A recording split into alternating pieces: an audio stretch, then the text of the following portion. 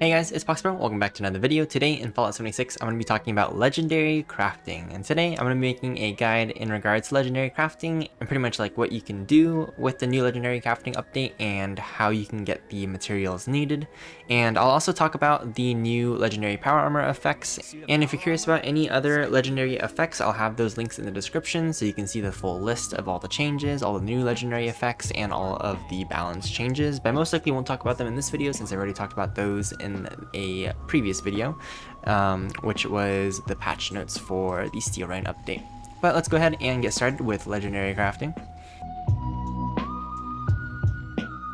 Alright, so in order to actually use legendary crafting, you need two types of materials. One of them is called legendary cores, and then the other one is called legendary modules, which has been in the game for a bit now. But I'll go ahead and show you what the cores look like. So if you go over to MISC and we go down to L, right here we have legendary cores. I'll go ahead and inspect this for you guys so that's easier to see. But yeah, this is what the legendary core looks like, and this is the item. It is weightless, and there are several ways to actually get legendary cores. You can get legendary cores by completing events and by completing sometimes the scoreboard might award it, or doing the scoreboard challenges after rank 100 could reward legendary cores, and you can also get legendary cores from daily ops. So those are pretty much all of the ways you can get legendary cores, and some events will give you more legendary cores in comparison to other events, and I'll go ahead and go over those events right now. Alright, so this is going to be linked in the description, but this is the wiki page updated for legendary cores, and you can see that these events right here have a chance of giving you more than just one legendary core. So yeah, if the event is not listed here, then it most likely only gives you one legendary core, but otherwise there's actually a chance that you get more cores depending on a certain condition. So I'll just go ahead and start with the top. We have Colossal Problem, aka Earl boss fight, which is a public event, and you get 8 cores if you complete the event. Campfire Tales is a public event. You get 2 to 6 cores at a random chance. I guess the chance isn't determined yet, but you get this upon completion. So in order to get a core from Daily Ops, you do need Elder, and you can get anywhere between 1 and 3 cores. Distinguished Guest, anywhere between 1 and 3 cores. You need Event Success, and you need to have greater than 40 points. If you do Encrypted, you get 8 cores, and you just need Event Success. Fashion Hunt Day depends on how many parade marchers are alive, and that kind of changes your chance. Feed the People, on Event Success, you get between 1 and 3. Free Range, you get between, for Free Range, you get a varied amount depending on how many Brahmin are alive, so you can get up to 8. Graham's Meat Cook, you get a varied chance depending on the progress of the cookout. So you can get up to 3. Guided Meditation, you can get up to 3 depending on event completion. Heart of the Swamp, you can get up to 3 depending on as long as you complete the event. Jailbreak, you can get up to 3. Line and Sand, you can get up to 3, and Load Bearing, you can get up to 3 if you are successful in the event and you exit the mine before it collapses.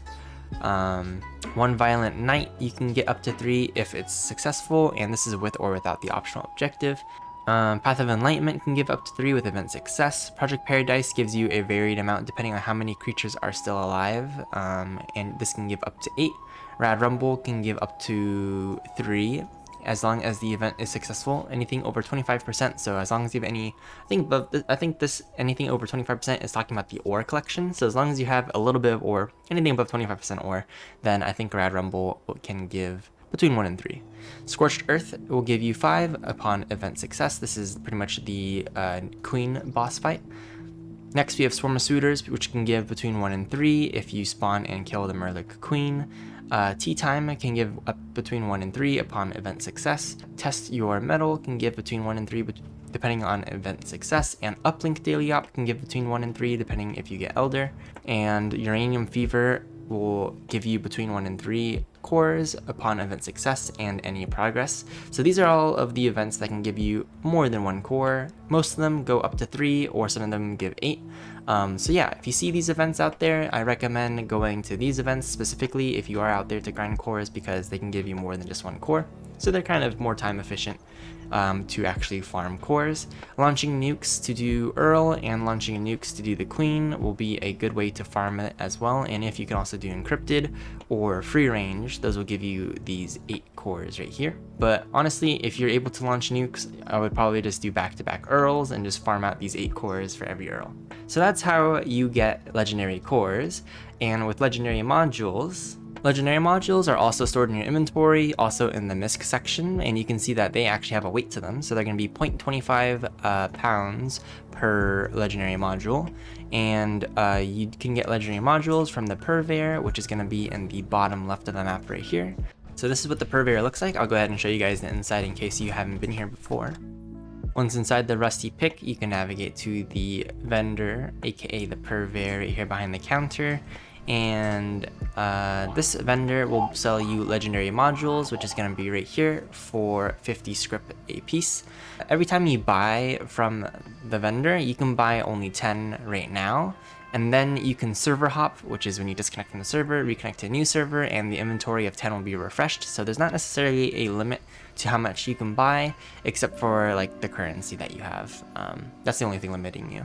Now from this update, you can actually buy legendary power armor, and it will cost you 50 script for a 1-star, 30 script for a 2-star, and 60 script for a 3-star. And this is similar to the other RNG systems that you roll with. It's gonna be a random power armor piece with random effects. Sorry, legendary power armor will be 120. But yeah, so that's been added to the Purveyor. Alright, so once you get all of the legendary modules that you need, and you have all the legendary cores that you need, you can actually go ahead and start modifying weapons and start rolling legendary effects. So I'll go ahead and showcase how that works. Alright, so I'll go ahead and demonstrate how the crafting works and how much of each material you'll actually need. So like, let's say I want to go ahead and roll the torso, and I just want to specify, like, for legendary power armor and for legendary crafting in general, you don't have to find new weapons if you already have existing weapons.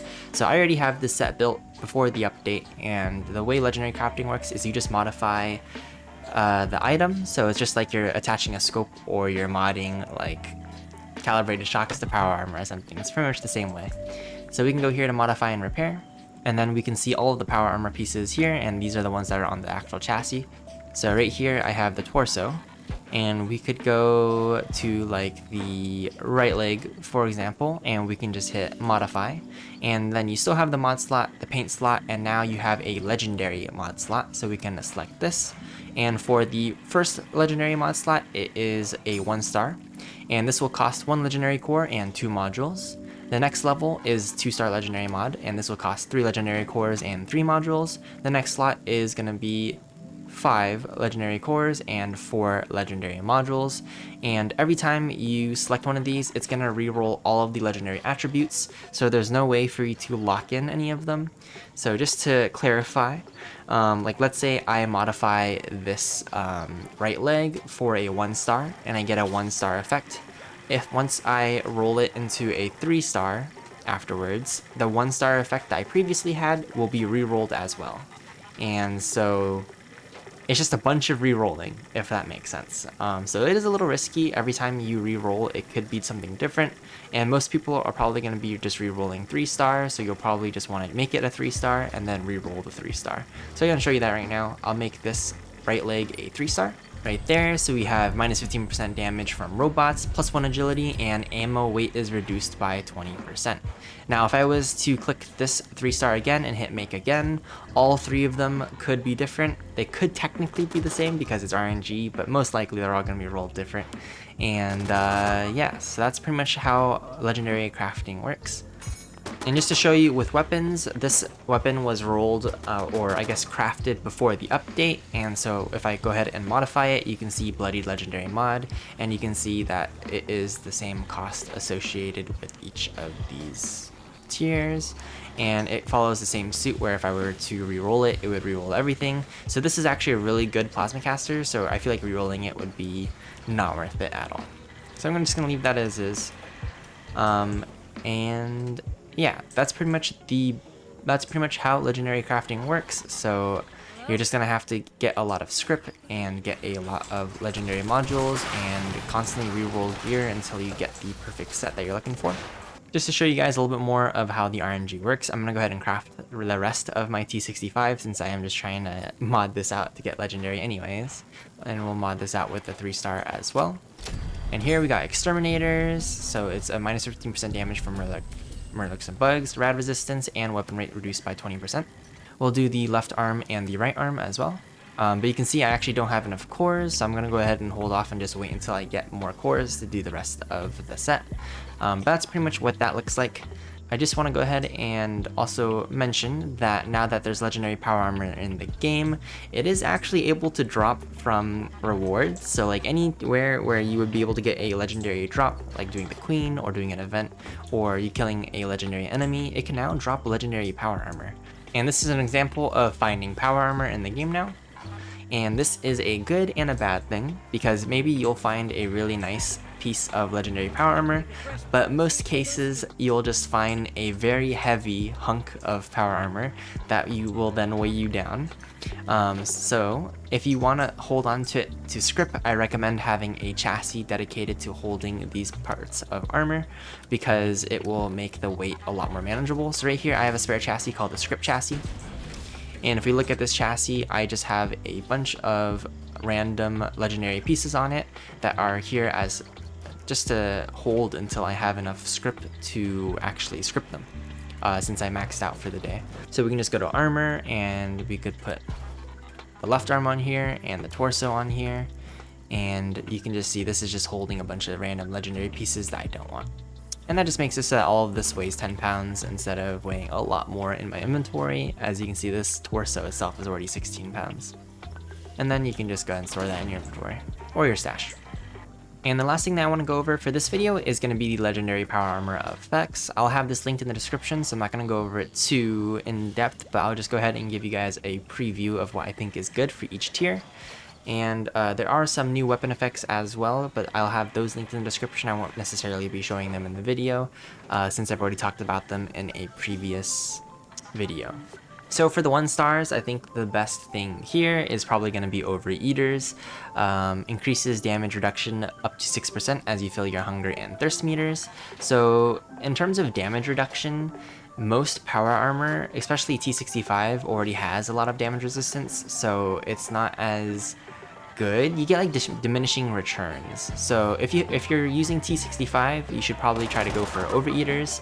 As long as you actually fill your food and thirst, then you can benefit from the Overeaters percentage of damage reduction, which is going to be better than just flat damage resistance.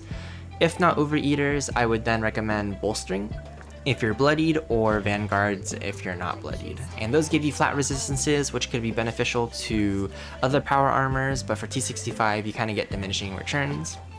And all of the other ones that give you minus 15% damage to like a niche enemy type, I don't think these are that great, just because they're very specific.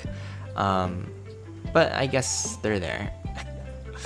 But yeah, definitely I think Bolstering or Vanguards or Overeaters are probably the ones that you're going to be interested in, depending on your current situation for the 1 star. For the 2 star, you're going to be looking for Powered, which is increased action point refresh speed. This one is really good.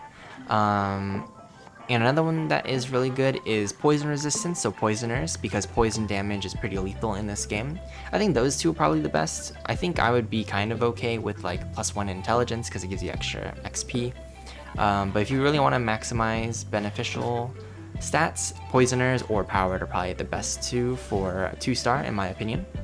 And I do want to say, like, this stacks per piece of armor. So you have your helmet, your arms, your torso, and your legs. So if each set, which is, so if you have a full set of poison resistance, that would be 5 pieces.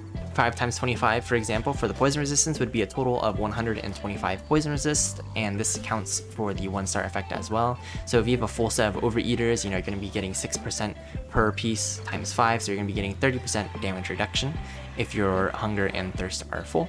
And then for the 3 star effects, honestly, a lot of the 3 star effects are not really good in my opinion. The only good ones are the weight reduction, so I think weapon weight reduction is really huge. This is 20% weapon rate reduction per piece of armor. So for a full set you get, yeah, it's 5. So not counting the helmet, but each leg is separate. So it'd be 2 arms, your torso, and your left and right leg, each giving you 20% weapon reduction.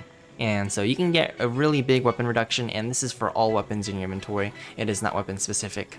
So I think that that is really strong. And also the ammo weight reduction could also be really strong as well, you know, depending on what kind of ammo you're using. The food, drink, and chem weight reduction can also be really big as well. You know, these kind of things can free up some perk slots if you're using perks to reduce the weight of these sort of things. And sentinels might be good. You might be extremely tanky while standing still, but it's kind of a niche use in my opinion, because most of the time I'm running and gunning. I guess it depends on your playstyle. But yeah, so that's pretty much it for this video, guys. I hope you enjoyed. If you have any questions, comments, or concerns, please let me know in the comment section below. But those are all the legendary power armor effects that I think are the best in these. And yeah, let me know what you think. And hopefully I didn't leave anything out, but if you have any further questions or if I did leave something out, feel free to let me know down below and I'll get back to you. But otherwise, until next time.